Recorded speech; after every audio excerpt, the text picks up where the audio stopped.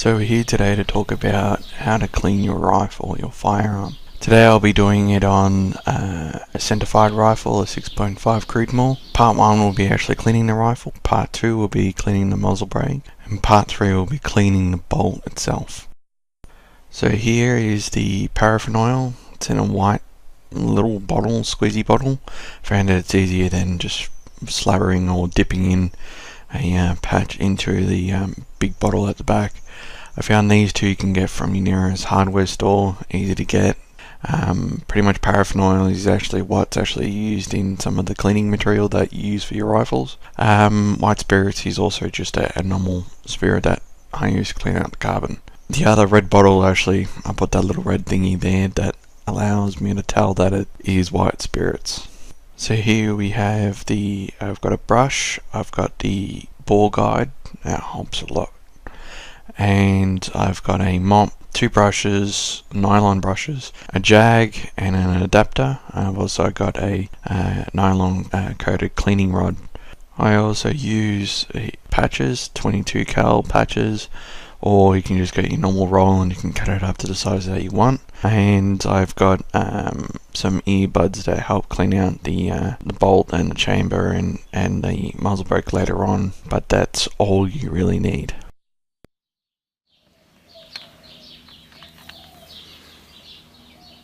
Before I go any further, all firearms have been checked and cleared before I actually went through and actually cleaned them.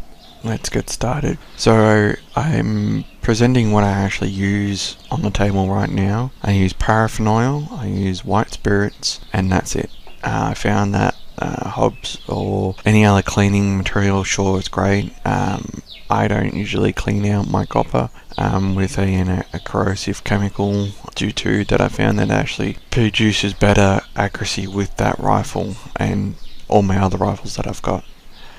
So what I do first is actually put a bore guide in, make sure that's sitting right. Usually I put a little slabber of some paraffin oil on there just to let it stick in. Look at the jag and put a wet patch through, a really soaked wet patch through. Usually I'd put 2 or maybe 3 through just to let it soak in. Sometimes you might need to actually put some effort into pushing it in. I usually give it a little bit of a run up because it needs to get that going. It makes it easier when you're already halfway through it, but make sure that you use proper patches.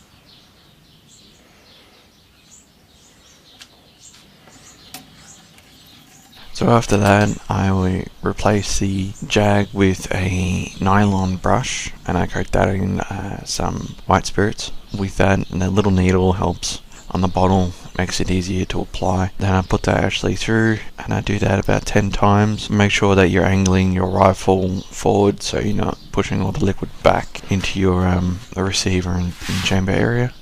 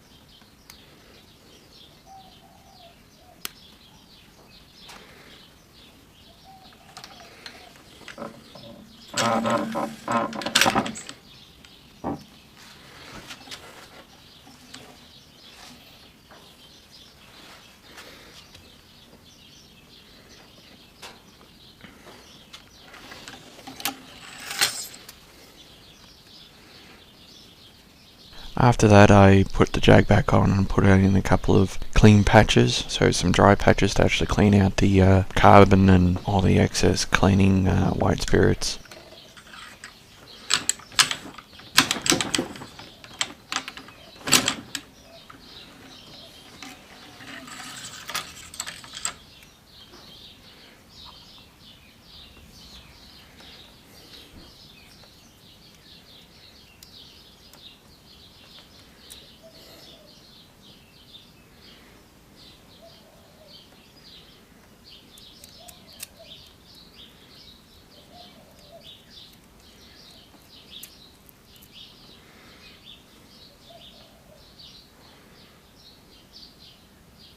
So with a little tip that I know is that when you've got a couple of cleaning nylon brushes, and the two that I have there, one's actually for cleaning, the other one's there to actually use a dry patch. You can wrap up the dry patch and actually thread it through, because it's the brush follows the rifling, and actually gets into the rifling better. So it gets rid of more of the cleaning fluid that is still in the rifling. I found that actually helps a lot.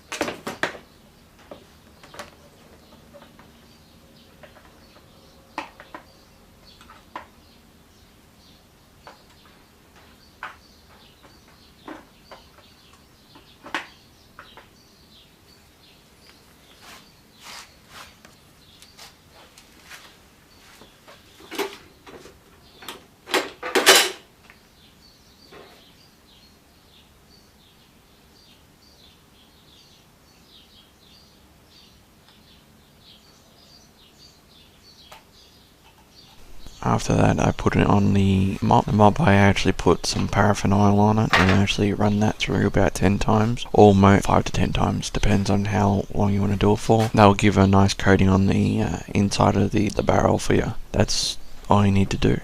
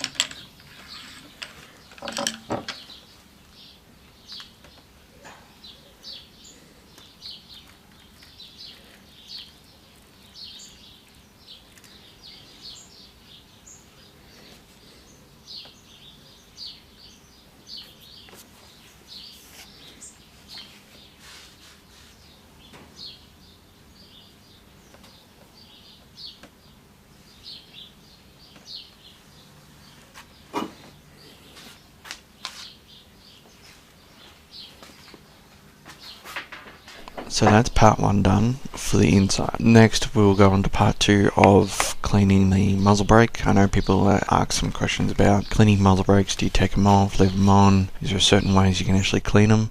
For me, it was a trial and error. I didn't know how to do it at first. I just started cleaning my muzzle brake because I noticed that there was a bit of carbon buildup. I did not take it off because it's actually easier, and you're not screwing around with the crown or the muzzle of the rifle and the harmonics and getting a muzzle brake back on.